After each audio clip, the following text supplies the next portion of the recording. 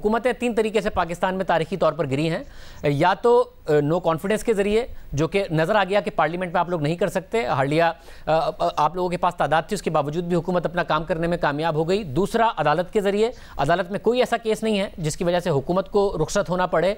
तीसरा, इस्टेब्लिशमेंट की सपोर्ट के साथ अपोजिशन ने गिराया है सड़कों पर आकर, वो भी आप लोगों के साथ नहीं है। तो इसका मतलब है आप हुकूमत तो नहीं गिरा सकते। तो बेहतर नहीं है कि जिन चीज़ों की आप बात कर रहे हैं उनके लिए आप इस वक्त कैंपेन करें, उसके लिए अपोजिशन मुत्तहिद हो, मीडिया की आज़ादी, अदलिया की बालादस्ती, अदलिया की आज़ादी, पार्लियामेंट की बालादस्ती, उसके लिए आप कैंपेन करें, बजाय इसके कि हुकूमत को गिराने के लिए कैंपेन करें, क्योंकि आप नहीं गिरा पाएंगे और हुकूमत और मजबूत हो जाएगी उसके नतीजे में। देखिए, बात यह है कि हमारा हुकूमत गिराने का असल जो मकसद है वो ये नहीं है कि हम हुकूमत गिराने के लिए for the sake of it ये काम कर रहे हैं। हमारे आइडियल्स वो हैं जो हमने डिफाइन किए हैं, लेकिन हम ये समझते हैं कि ये हुकूमत अब सबसे बड़ा स्टम्बलिंग ब्लॉक बन गई है, क्योंकि इस हुकूमत की जो ख्वाहिश है वो ये है कि ये एक वन पार्टी स्टेट बना ले।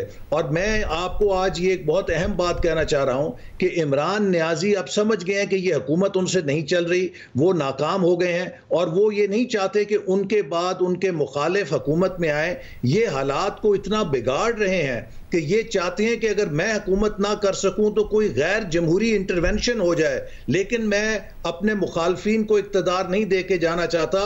और ये मुझे डर है कि अगर खुदा ना खास्ता इमरान नियाजी ने ये बरसरे इक़्तिदार रहे और मुल्क को उस रास्ते पे डाल दिया कि अगर मैं नहीं तो जमहूरियत भी नहीं, और ये कोई गैर जमहूरी यहाँ पे इंटरवेंशन हो, that will be a big blow to the federation of Pakistan. और वो हमारे कौमी इदारों के लिए भी बहुत बड़ी ब्लो होगी, क्योंकि जो बैनुल अक़वामी इस वक्त साजिशें हैं वो चाहती हैं कि कौमी इदारों को अवाम के साथ बराह रास्त महाजराई की तरफ लेके जाएं। मगर ये बात आपको क्लियर है, पहला जलसा ऐलान करने के बाद, कन्वीनर बनने के बाद, पहले कन्वीनर आप हैं इसके, कि आप हुकूमत नहीं गिरा सकते, ये बात आप लोगों को क्लियर है? हुकूमतें अवामी दबाव से गिरती हैं। जब अवामी दबाव होता है तो उसके साथ तमाम ऑप्शंस खुलती हैं, नो कॉन्फिडेंस की ऑप्शन भी खुलेगी।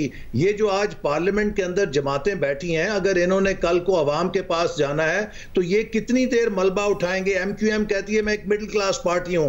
अगर कराची के जो मिडिल क्लास के नौजवान हैं वो बेरोजगार हैं, कराची के लोग बदहाल हैं, क्या वो अपने MQM के लोगों से नहीं पूछेंगे आपने एक वजारत के एवज हमारा क्या सौदा किया है? मगर मतलब ये आपकी होप है, मुस्लिम लीग कहती है खुद को, तो वो कैसे जस्टिफाई करेगी कि पाकिस्तान तबाह हो रहा था, कश्मीर का सौदा हो रहा था और वो इमरान खान को ऑक्सीजन दे रहे थे? मगर मतलब ये आपकी होप है, और hope is not a strategy. आपको पता है कि जो हुकूमती इत्तेहाद है वो किन किन वजूहात की बुनियाद पर इत्तेहाद अपनी जगह पर कायम है। सवा दो साल से MQM को बड़ी शिकायत है कराची के हवाले से, हुकूमत के साथ मौजूद है, बिलों पर आपका नहीं साथ दे दिया, किसी चीज़ पर आपका नहीं साथ दे दिया, तो इत्तेहाद तो अपनी जगह पर कायम रहेगा। जो रीजंस हैं आपको पता है किस वजह से कायम रहेगा, तो आप तो होप के अगेंस्ट वो कर रहे हैं। देखिए, सबसे पहली बात यह है कि पॉलिटिक्स जो है वो पॉलिटिकल रियलिटीज से डिफाइन होती है, और जब पब्लिक ओपिनियन तब्दील हो जाती है, जब अवामी राय आमा में तब्दीली आ जाती है और उसका सुनामी आता है, उसके आगे खड़ा होना मुश्किल होता है, मसलें गिर जाती हैं। और आपने जो होप की बात की, if you work hard enough every hope can become a reality. वैसे मगर पाकिस्तान की जो ग्राउंड रियलिटी है उसमें अवाम का जो दबाव है आपको पता है, उसके अलावा कौन से फैक्टर्स कार फरमा होते हैं, वो आपके साथ नहीं है। तो बेहतर है कि आप हुकूमत को और मजबूत करेंगे, हुकूमत को गिरा नहीं पाएंगे जनवरी फरवरी में, उससे ज्यादा बेहतर है कि आप जिन चीजों की बात कर रहे हैं उनके लिए कैंपेन करें। उनके लिए तो हम कैंपेन कर ही रहे हैं और हमारा जो मकसद वही है, लेकिन हुकूमत को गिराना उन मकसद के हसूल के लिए एक इम्पॉर्टेंट मीन है।